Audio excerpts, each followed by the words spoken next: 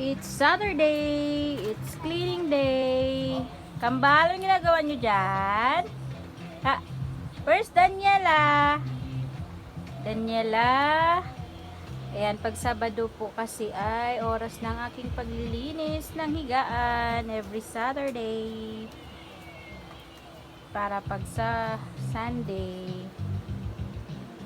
mag-pray na lang. Ayan kasi, oy! Ginagawa nyo dyan dalawa. Tite ni mama.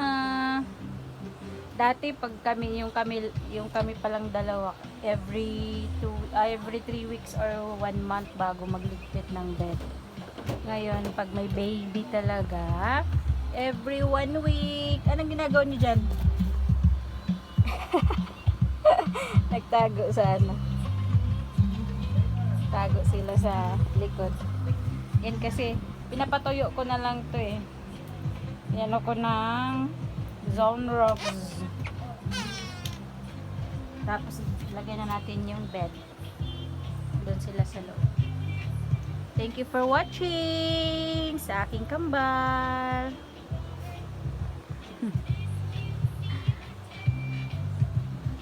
Thank you po.